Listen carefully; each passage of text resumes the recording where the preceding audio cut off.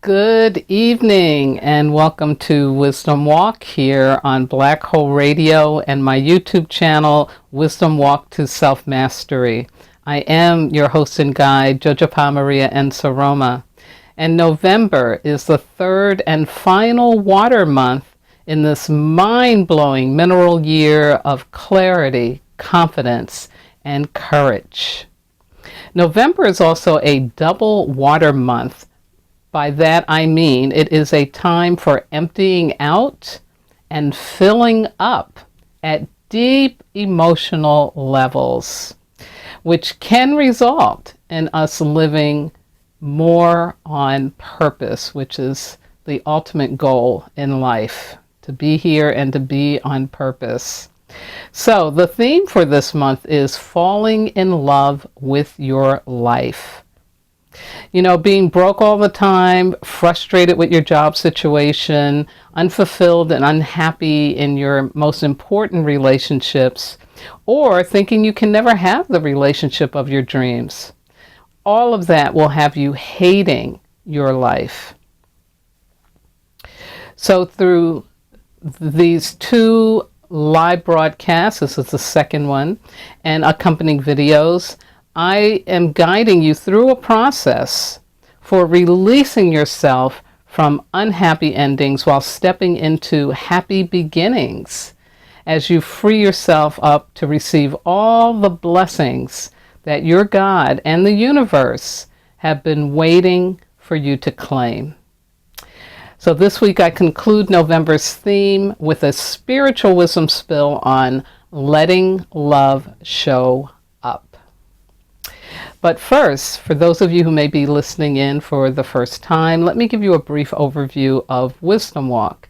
It is a personal development resource for your mind, body, and soul. My ministry is any pain that is not transformed will be transferred. So the essential goal of my shows is to support you in learning how to recognize and release any and all pain that may be blocking you from fulfillment in life, or what I like to call having those happy endings and new beginnings in life. Every Sunday night at 5 p.m. Pacific Time, 8 p.m. Eastern, I broadcast live on Black Hole Radio unless I'm on hiatus, which will be happening over the next 2 weeks of the month. Now, important, if for some reason you start out trying to access this program on the internet live, and for some reason your internet busts up or your computer goes crazy, know that you can still access this live broadcast at this phone number. It is area code 563-33999, 3089. Once again, it's 563-999, 3089. Also, I will upload a YouTube of this live broadcast to my YouTube channel. Again, that's Wisdom Walk to Self-Mastery. Now, you can ask questions or share comments on my website, which is www.wisdomwalktoselfmastery.com. And if you're watching the video, you'll see it running across the screen below.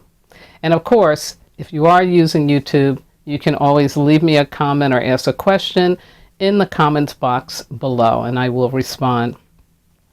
So now I invite you to sit or lay back and join me for an exploration of the inner landscape where we can connect to our soul and discover the true treasure of being human. Well, every week I start off my show by first honoring the ancestors, and this week is a very emotional laden one for me because it marks tomorrow on November 11th marks the first year anniversary of the death of my great nephew, and he committed suicide. And his death so shook my family, as you can imagine. But what's most interesting is that instead of completely falling apart, and especially my niece, who was his mom. Instead of completely falling apart, we found a way to find treasure in the tragedy. And part of that treasure has been us really connecting with each other on a regular basis and connecting more deeply. We have been sharing this journey of grief. We've been expressing it. We've been listening, holding space for each other. We've been encouraging each other to take care, to get whatever professional help may be needed, and to really walk this journey, walk this grief, not hide it, not pretend. I'm very blessed that all members of my family believe in a God, and also believe that my great nephew got freed up from the suffering that he was going through. So we don't consider him to be burning in hell someplace. We consider him to be freed up to be an ancestor for us. And clearly, we believe that his death marked, it called us to notice that there is a family wound that is walking through the family, and maybe in a way that we didn't quite see. And so it's opened us up to taking on that healing as well, with him guiding us. And so I know that unfortunately suicide is not an uncommon thing today. In fact, there really is like epidemic proportions going on here, right here in the United States, among males. And in that age group of, around 18, 19 into the 30s. And so I want to take this opportunity to acknowledge these ancestors and to call on them to help us heal that which needs to be healed within our families, within our communities, within our country, within the world. Because clearly this is happening for a reason. And so join with me now, and if you don't know someone or know of someone who committed suicide, or know of a friend that did, you can just help hold space for those of us who do.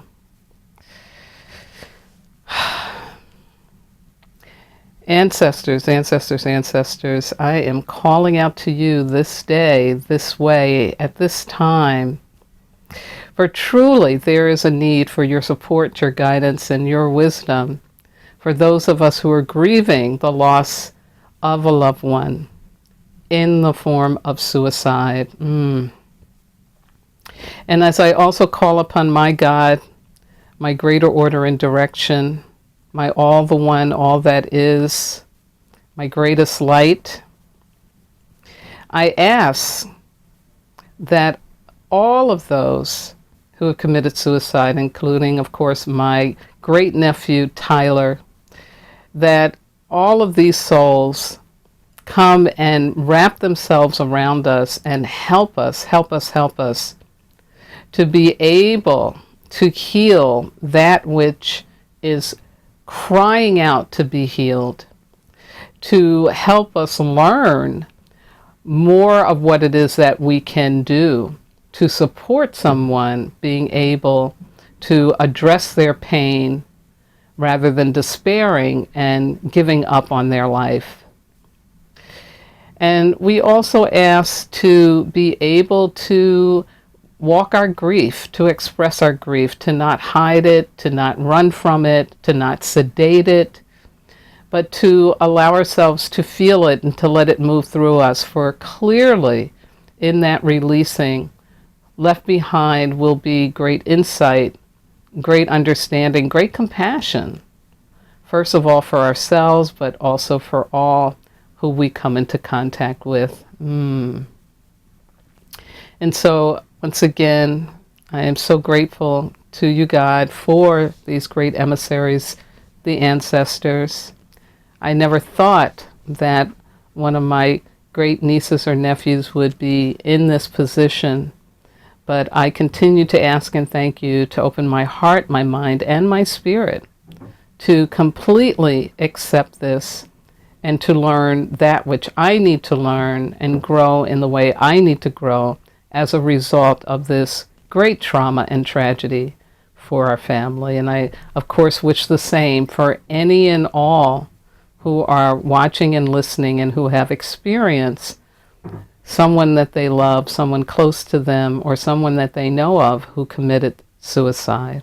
And again, Creator, thank you, thank you, thank you for these blessings. In the name of all that is holy, I say amen. Ashe aho asa, shinga bismillah, and so it is. Ashe, ashe.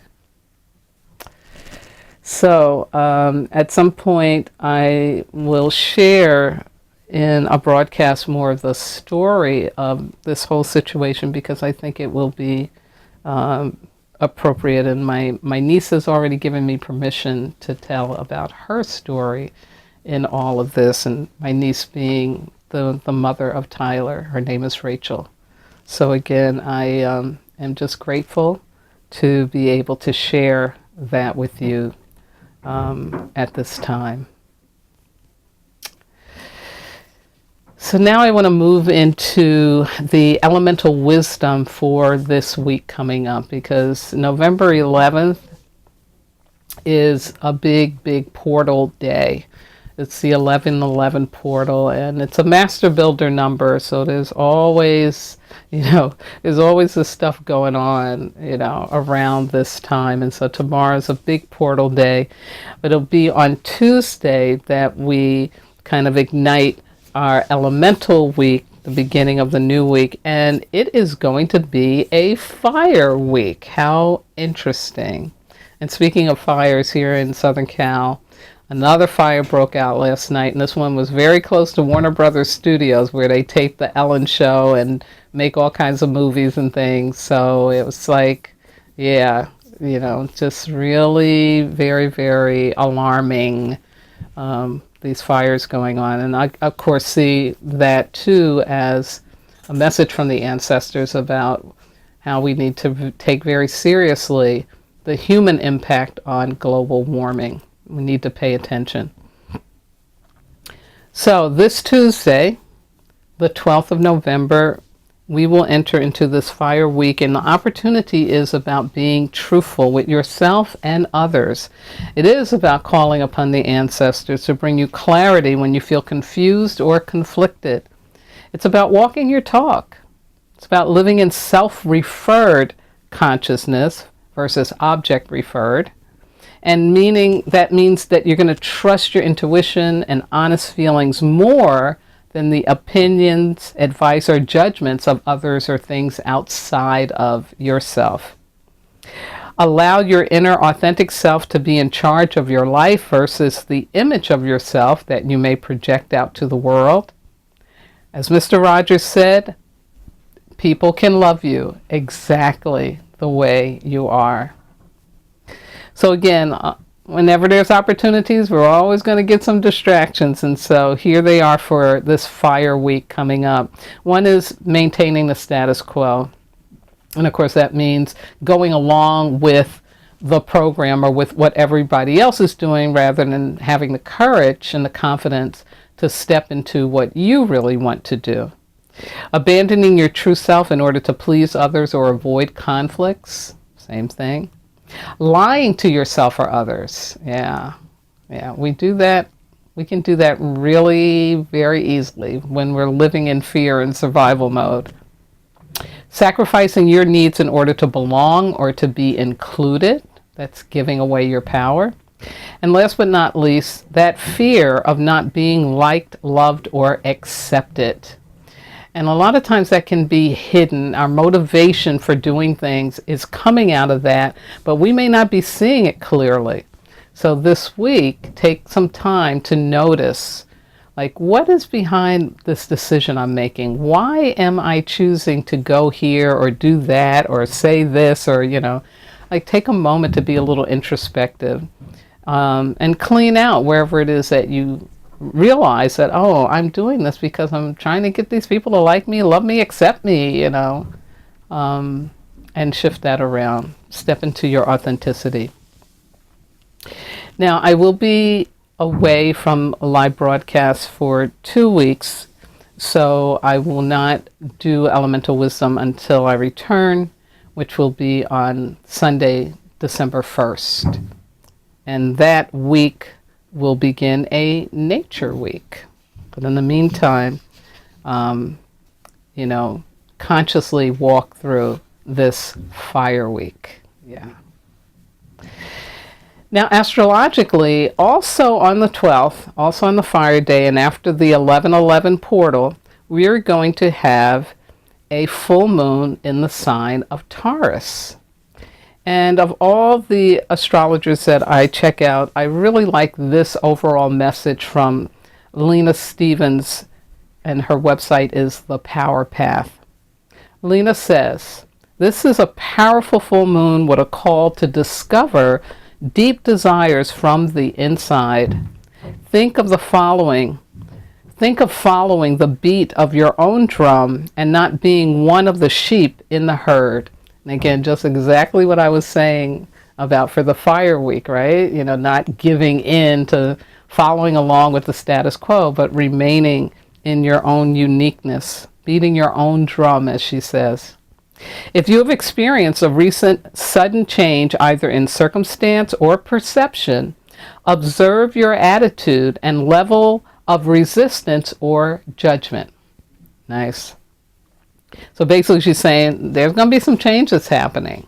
So just check out, are you resisting it? Are you in judgment of it? What's going on here, So in other words, so that you don't resist it, that you accept the change and trust the process. Yeah. She says, turn any situation that feels oppressive to you into one of personal choice. I love this. Personal choice and power. I really love that. And she says, and find gratitude for something about the experience. And that's like I'm always saying, there's always treasure in the trouble. There's always treasure. That's what she's saying. Look for that. Because she says, this will shift. This will shift it. A full moon is always a good time to honor and acknowledge the glass half full instead of half empty. Do something creative today that is just for you. Your purpose today is to move yourself forward into a positive future without knowing how, when, where, or with whom. Yeah, it's just delightful. I was working with a client today, in fact, and we were talking about the experience of God. And she shared with me that when she sees a full moon and she's in a full moon, that is her experience of God. And I just love that. I agree with that. And so I want to share that for on Tuesday the 12th, if you can, give yourself some moon time and experience the presence of a greater order and direction, of a power that is beyond our knowing, that mystery that we call God. Ashe. Just a reminder that Mercury is still retrograde, and it will stay retrograde until November the 20th, so just another couple of weeks. But last week I talked about how this one astrologer, her name is Molly, and I'm forgetting the last name. But anyway, Molly did a great thing of talking about the fact that the retrograde is in 2 phases. This was her interpretation.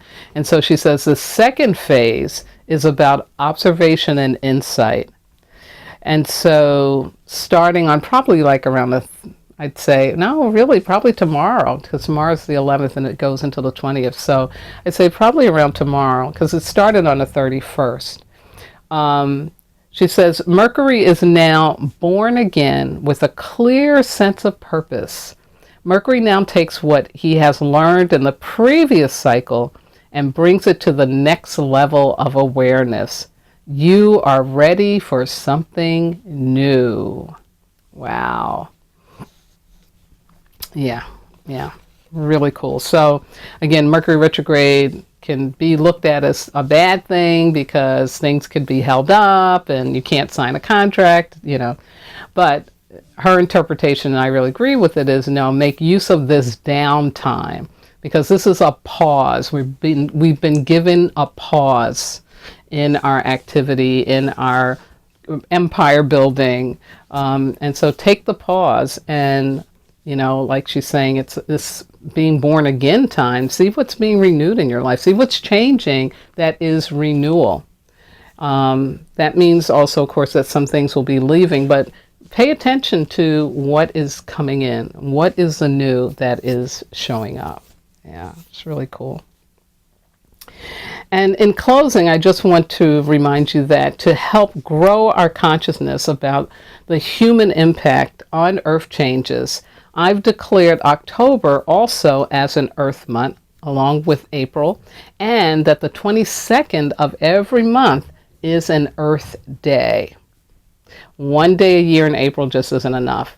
And on Earth Day this month, I encourage you to take a moment to love on the earth and to do something real and practical that contributes to, decreasing the human impact on global warming.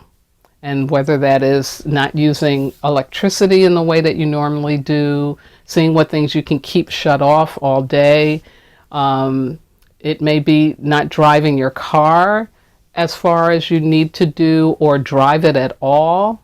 So things like that. Think of what it is that you can do November 22nd to really support this beautiful earth being able to have the time it needs to get reoriented, reconstructed, whatever you want to call it, but that we can really reduce our human impact on this. Thank you for listening. Okay, I'm going to take a little swig to keep my throat dry from being so dry. And let's dive into tonight's program. I'm going to first do a review of the releasing attachment to suffering that I talked about in the previous broadcast and video. And then I'm going to talk about letting love show up, why we do and why we don't. And then I'm going to share 3 spiritual practices for letting love show up. And then, of course, I'll leave you with a personal challenge. My quote for tonight is from Rumi. For those of you who don't know, he was a 13th century Persian poet, faqih, an Islamic scholar, a theologian, and a Sufi mystic. And a very wise man that you find lots of quotes. If you Google Rumi, you'll find lots of wonderful quotes. He really understood about the love between us and God. And he says, your task is not to seek love, but merely to seek and find all of the barriers within yourself that you have built against it. See, I can stop right here because that's it. That's the message. That's the whole show about letting love in. It's right there. You don't have to go seeking. You can just find out, why am I blocking it? What's going on here? So let me jump back. So last week I talked about what this falling in love with your life is. And I don't think I need to say how important it is, but more the emphasis on the fact that we can actually do it despite whatever circumstances we started out our lives with, or whatever circumstances have come along in our life. We can always find a way to fall in love with our life. I shared the characteristics of someone who has fallen in love with their life, and it's this: they're authentic, patient, non-judgmental, kind, generous, compassionate, supportive, encouraging, resourceful, great manifestors, effective change agents, passionate about meeting and connecting with people, always open to experiencing new people, places, and things, emotionally and spiritually affluent, possessing clarity, confidence, and courage about who they are and what brings them joy and satisfaction on a daily basis. Yeah. That's what, when somebody's loving their life, that's what's going on. That is what's going on. I then talked about the three choices that a person has to make in order to fall in love with their life. And it is about choosing to be clear about your uniqueness and your higher purpose. You have to be who you are if you're going to fall in love with your life. You can't be imitating somebody else, walking somebody else's path. You have to be you. Also, you have to choose to be confident in the face of challenges, because you do not believe that you're a victim to life. You believe the world is out to gift you, not get you. And you perceive challenges and disappointments as opportunities for learning and growth. So shifting up that whole victim consciousness. Also, to be able to fall in love with your life, you will have chosen to be courageous, to be of strong heart by feeling the fear when it shows up and not letting it stop you from taking the necessary risk into the unknown so you can experience what is right for you. Yeah. Now, I then put forth that if we're believing that life is all about struggling and suffering, then there is no way we can ever fall in love with it. It's totally impossible. So, I talked about 4 big reasons how we get attached to that struggling and suffering. So in other words, we may say, I want to love my life. I want my life to be wonderful. But you can be blocked in it. Yeah. And so the first one is emotional wounding, heartbreak, and trauma not sufficiently processed. And in regards to my great nephew's situation, that is definitely a part of his story, because children will experience things that just don't get processed, and especially if the parent is going through things as well, and it's very hard. And those things become the seeds. They become the seeds for a belief system that is, this bad thing happened, so that means I'm bad. There's something profoundly wrong with me. You begin to identify with the trauma, with the disappointment, with the heartbreak in early childhood. The second one is childhood conditioning about shutting down emotions. So you can pass your spelling test, you can make it to the game, whatever. But again, and that happens that we don't pay enough attention to the emotional side of life, and especially for children. And so again, if you didn't get the opportunity to be supported in learning how to express and release your negative emotions in a positive way, in a loving way, then yeah, you're going to believe that life is about struggling and suffering. As an adult, you get attached to suffering when your pursuit of social and material wealth does not include emotional and spiritual intelligence, meaning you are blocking out your God, because just the pursuit of material things, just with it comes great fear. And so if you don't have something to balance that out, you'll be attached to suffering, definitely. And then last but not least, the lack of validation and support for the expression of your authentic self will definitely have you struggling and suffering. That's a quick example of that is someone who is homosexual and who does not have a family that would support that. And they become aware of what's going on for them. And so that's suffering. They're in a suffering. And, living their life in a way that isn't who they really are, because they're afraid of losing, of course, the love and support of their family. That's definitely a suffering. So again, when you don't get the validation and support for the expression of your authentic self, you ain't loving life. You're definitely not loving life. So what happens when we get attached to the suffering is that we may not be really aware that that's going on. Because again, like I said, it can happen starting in childhood. And so I gave you a long list about what I call guarded misery.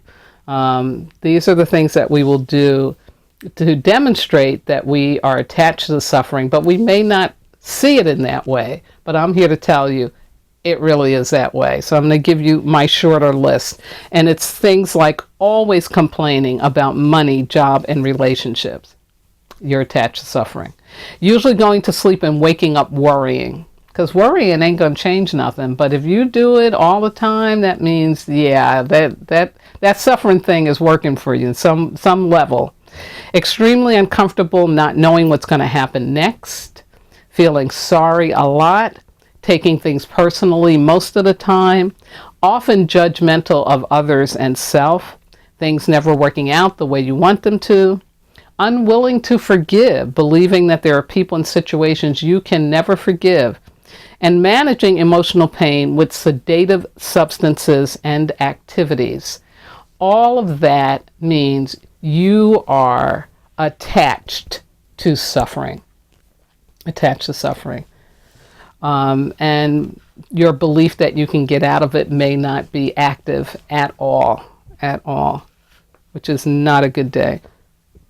I used the example of Ebenezer Scrooge and talked about the soulless, heartless man who hated people. And of course, what happens to him is divine intervention. He gets to realize how all of his pain is rooted in his childhood.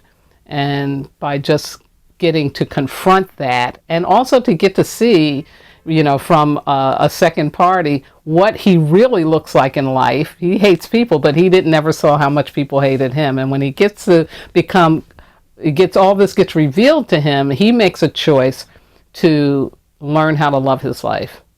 And so it's a wonderful, wonderful story that tells us that, at any point in our journey, we can wake up and choose to learn how to love our lives. So I started down the road of talking about learning how to release your attachment to suffering. And this really is about how we begin to let the love show up. And it includes, accepting that you are attached and allowing yourself to feel that attachment to the suffering rather than denying it or transferring it, right? Any pain not transformed will be transferred. Exactly. Also, it's about asking for help from a greater order and direction in a conscious manner. Yeah, get on your knees, bow your head, call out, help me, God, help me, help me, help me.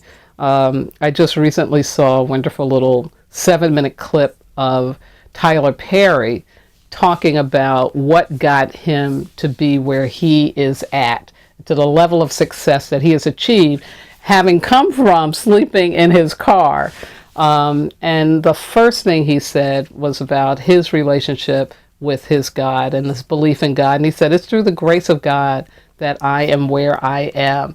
And he said, you can pursue wealth and you can pursue things and you can, go on all these interviews and all these auditions and buy out a theater like he did. You do all of that.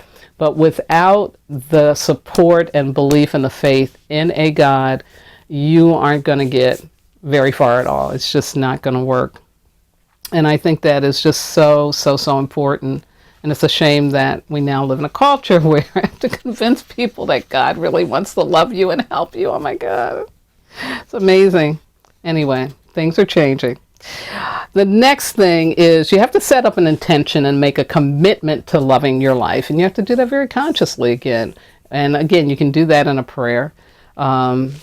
And not a prayer of bargaining. God, if you help me love my life, then I'll know, because God doesn't need that. The real God, what God really is, the mystery we call God, doesn't need you bargaining.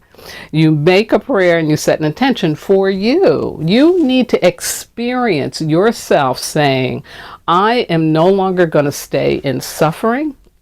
I am ready to learn how to fall in love with my life. Yeah. And the more you do that in a sacred manner, the more it'll stick with you. That's what being sacred is about. Things stick with you. They just don't run away. Also, in learning how to release your attachment to suffering, sometimes you have to get connected to someone who can guide you, whether that is a life coach, a counselor, a healer, a psychotherapist. You know, sometimes you need someone who is not in the situation that you're in to really help guide you through identifying and healing that in which your suffering is rooted. Because, you know, our eyes only go in one direction, right? And not in the back of our head, or on the side of our face, or up here or down there, you know, just like here. So we have blind spots. We have blind spots. And there are also things that are unconscious and don't come out until we get some support for them to be able to come out. Yeah. So I left you with a personal challenge last week, which was about making a list of what you don't like or hate about your life.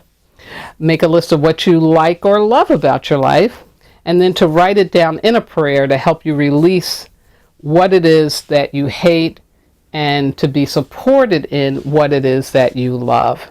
Then I told you to place the prayer in an envelope, mark it to be opened in 40 days. You put it away out of sight in a safe place, mark your calendar, and you will be amazed at what will have shifted to support you falling in love with your life within that 40-day time frame. And then I encourage you to repeat that every 40 days until you believe, beyond the shadow of a doubt, that your God and your universe is working to have you love your life even when you're facing challenges. Yeah. And that's really what happens for Tyler Perry. He without a doubt, he has no doubt that he is on purpose and he's doing exactly what it is that he's supposed to do, and that is through the grace of God that he has been able to do it. Yeah. Now, let's talk about letting love show up. What I mean by letting love show up, again, back to that wonderful Rumi quote, love is always around you. That's how the universe exists. That's how it was made. God, your greater order and direction, Allah, Buddha, you know, whatever you want to call it. You want to talk about, you know, archangels and pull them into Gabriel, all of that. This is always around you. It is that from which you emanate, that from which you come. It is part of you. You were born full. How do I know that? Because you have a soul. You know, as Yoda said, this crude matter, you know, this isn't what's real. What's real is the spirit within, that which animates you, that which has you know the difference between right and wrong. You know, that is your truth. And so this is always around you. But as Rumi says, we then need to look for what is blocking that. What are the barriers, you know? Because even they have purpose. They have purpose. But they do exist. So when you can remember that love is always around you, then you can take steps to make sure that you can receive it. Yeah. And that is about getting at those barriers. You know, a person who loves their life and who continues to do so even when the challenges come, the big challenges to the little ones, right? And the challenges of fear, negativity, disappointment, heartache, heartbreak, right? But they continue to love their life. They never doubt that the love is there for them, okay? They never doubt it. The challenges just grow them to be more able to have more love show up. They consciously anticipate and look out for the love in their life in a way that another person will anticipate and look out for struggle, suffering, and fear. Yeah. That's the difference. It is a belief system. And that belief system isn't something you acquire overnight. Back to Tyler Perry. What he went through, the struggles he had to go through to finally believe what today he's able to believe. Oprah Winfrey's another one. What she had to learn how to believe, what she had to break through to be who and what she is today. And I'm not talking about their wealth, because their wealth to me is secondary.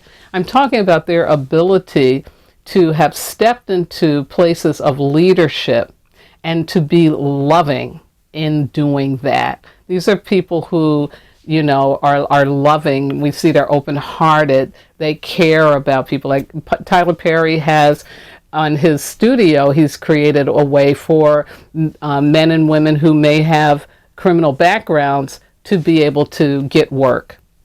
Oh, he's saying, hey, if you want to change your life and shift things around, you can come here and work.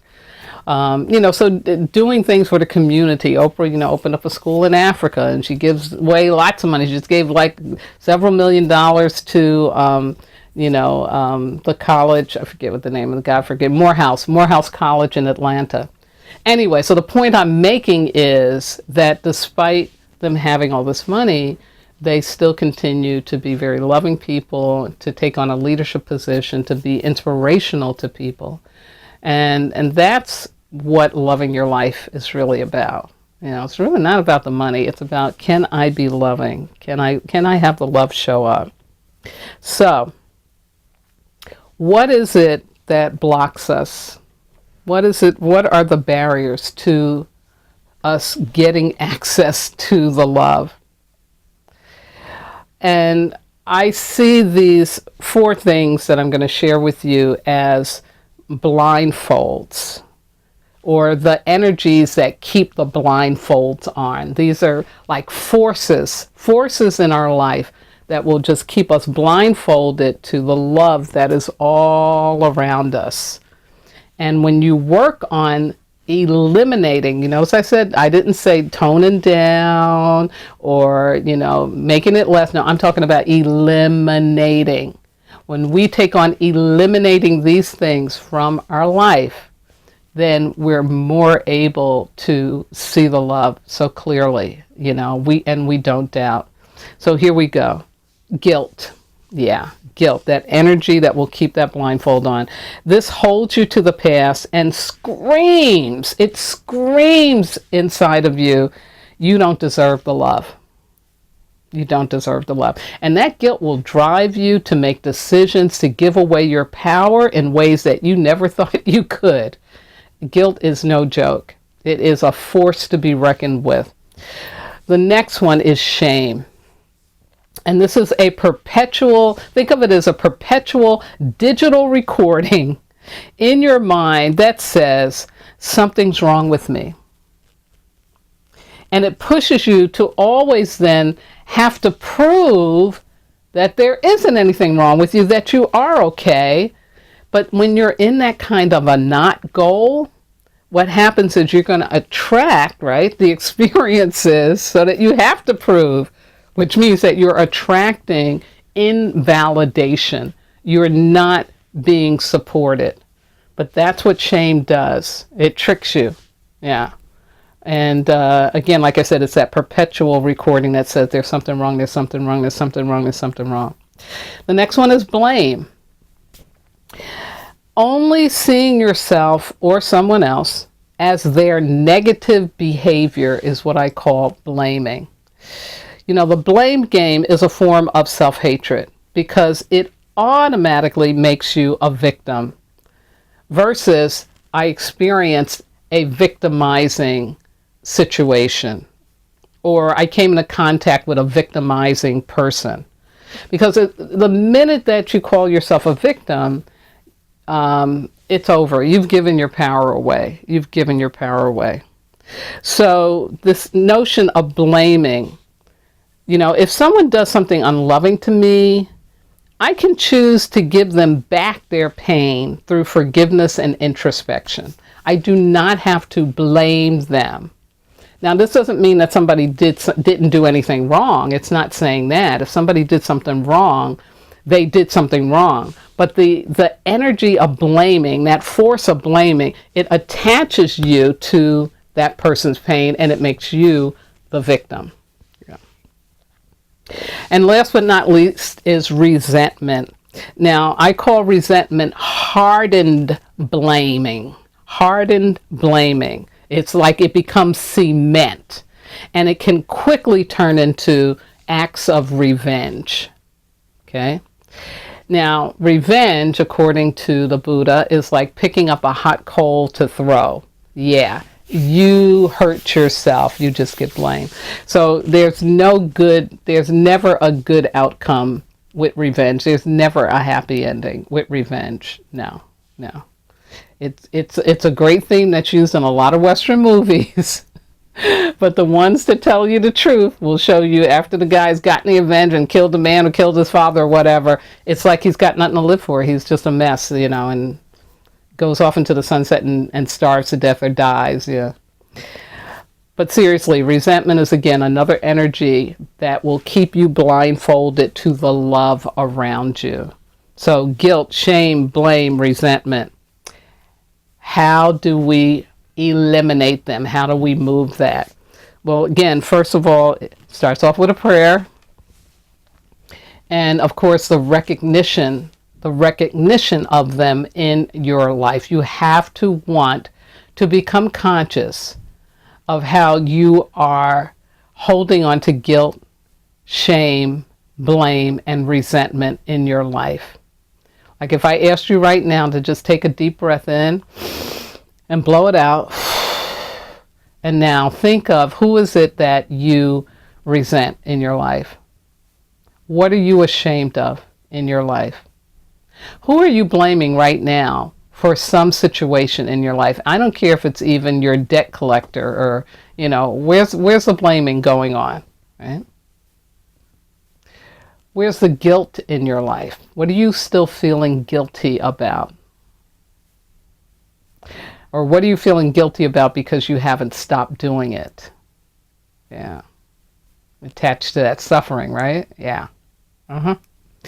So that's what you do. You just take a moment to really be honest about, where am I blindfolded to the love? Because until you take those blindfolds off, you cannot experience the love that's around you and fall in love with your life in the way that you really can. So I want to share with you 3 spiritual practices for removing these blindfolds and letting the love show up.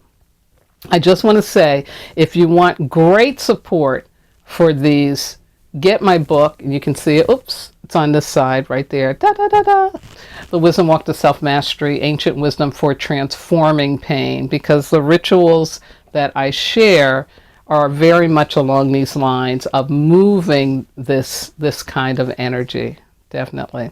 So here's the first practice. This one is forgiveness work. This is about committing to a daily or routine practice of letting go of wishing for a different past and carrying somebody else's pain. Because that's what forgiveness is really about. It's not letting somebody off the hook. It's saying, I need to let this pain go, and I need to stop thinking that what happened should not have happened. It happened for a reason. Let me find the treasure in it. Just the forgiveness work will eliminate all of the blinders. It eliminates shame, blame, resentment, and guilt in a single swoop. It's gone. Yeah. And it is something you have to do over and over and over again. As Jesus says in the New Testament, when the disciples asked him, Master, how many times we got to do this forgiveness stuff? Because this was new. They're coming out of a time when it was an eye for an eye and a tooth for a tooth. There was no forgiveness.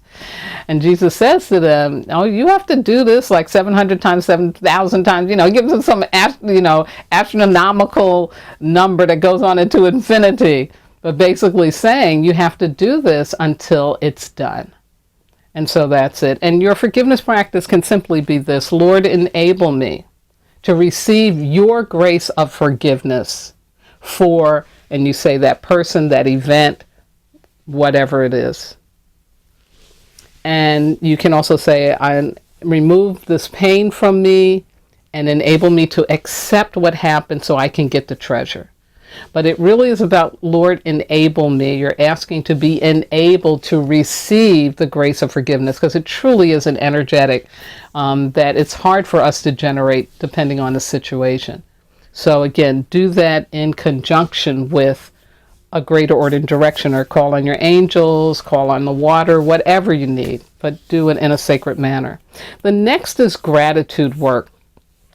This is about growing your consciousness about the love that is all around you by taking one day, and you're going to just stop and pray every hour on the hour over an 8-hour period. And what you're going to stop and pray about is everything that you have in your life that you're grateful for. So, Creator, God, Allah, Buddha, whatever, thank you for the air in my lungs. The fact that I don't have any pain in my wrists anymore. The fact that I have an opportunity to be able to eat and digest my food. I mean, you can start like that, just about your body. So many things to be grateful for. And then go on and on and on. And you'll be surprised at how quickly the day goes when you make that commitment every hour on the hour. And also, too, what you're doing is you're growing your consciousness about the love that's around you. So after those 8 hours, you're just going to be buzzing with love. And you'll be so amazed at the results. It's magnificent how things will shift for you. Because see, when we're blind to the love, we can't get access to it for the things we need for things to show up and happen, right? So this is a way, again, to remove that blindfold about, really shame, that I don't deserve the love. This is going to show you, wait a minute, I got all this love around me. Wait a minute, what's going on here? Yeah, and things will shift, definitely. And then the third and final spiritual practice for right now is what I call a manifestation faith gesture. A manifestation faith gesture. What you do is you list down, what is it that you desire to show up in your life that would enable you to love your life and support you in loving your life. Okay? So you think about that. What would make me really be able to say, I love my life? Because we all have something, someone, something, some circumstance, right? So you list that down. Next, you're going to list what you believe you need to release in order to receive that loving person, situation, circumstance, job, car, whatever it is you need to love your life. The next thing you're going to do is you're going to find some organic objects that symbolize one thing on each of the lists, because I asked you to do 2 lists. So the list of what you want, what you desire, and then the list of what you need to let go of. It may be shame. It may be guilt. It may be resentment, right? Whatever is blinding you to that love. And then once you have your 2 objects, you're going to bundle them up and you're going to offer them to nature. You can burn it, you can bury it, you can submit it to a body of water or rocky crevices or a cave, or if you got access to woods, you can take it and you can set it by a tree in the woods. Yeah. So this manifestation faith gesture is you saying to the universe, I'm ready to receive the love. And I'm willing to release whatever is blocking me, what's blinding me to the love that is always around me, that the universe has prepared for me to experience in my life. Because I walk my talk, I did this exercise myself yesterday, and it was very powerful, very, very powerful. And so I encourage you to take the time to do that. In fact, that's my personal challenge this week. I'd like you to do at least one of these 3 spiritual practices. If you're smart, you'll do all of them. especially if you're in a situation where, it's just like, oh, I'm tired of this suffering. I'm tired of this complaining about money and job and relationship. I want to move forward. So you do your forgiveness work, do your gratitude work, and your manifestation faith gesture, and things will shift. You will be just totally amazed. Again, like I said, you can get access to my book. It is on Kindle for just $5. I think it comes to $4.99, something like $5. Because in that book, you'll get even more guidance for how to do it in a very sacred manner. Just a reminder that the personal challenge will be listed below the YouTube video. And if you haven't already, please subscribe to my channel and hit the bell for all the postings. And thank you. Thank you so much. Well, we've come to the conclusion of learning how to fall in love with your life, falling in love with your life, letting the love that is all around you show up easily and effortlessly by believing that it is there, and removing any belief system that would blind you to that universal, cosmic, sacred truth. Yeah, it's very sacred. Well, I want to first close out with thanking my wonderful engineer. I actually got Brother Forrest, the president of Black Hole Radio, to engineer for me tonight. Always a pleasure when I get a chance to connect with him. And to the entire Black Hole Radio Be Well family, thank you, thank you, thank you. I couldn't do this alone. I'm so grateful that you continue to support me in doing this important work. I also want to shout out to all my regular listeners out there, and to Miss Sarah, who encouraged me to share about my great nephew Tyler. I was a little hesitant because I didn't know if I would get overly emotional and not be able to continue broadcasting, but I'm so grateful to her for reminding me that it would be of service to others. And so thank you, Sarah, for your wisdom and your connectedness to your God. To all of those who have wisdom walked with me, and you know who you are, to my family, my spiritual kin, my transformational leadership colleagues, my medicine brothers and sisters all around the world, and those who may be listening or watching for the first time, thank you, thank you, thank you. I couldn't do this without your support and listenership. Now, as I said, I will be away for the next 2 weeks. I'm very excited that I get to go back to the program, to the organization that houses the program called Wisdom Walk, this side, and to work with all of the staff in sharing my wisdom, my gifts, and supporting them in the wonderful work they do with men who have come into contact with the criminal justice system and who are ready to change up their lives. So it's my great pleasure to be able to go and support the staff. So I'll be doing that, but I will return to live broadcasting on Sunday, December 1st. And so have a happy Thanksgiving. I won't be around for the Thanksgiving time or the new moon. And may the rest of your November be very healthy and happy, that you do, if you're not already, really take measures to fall in love with your life.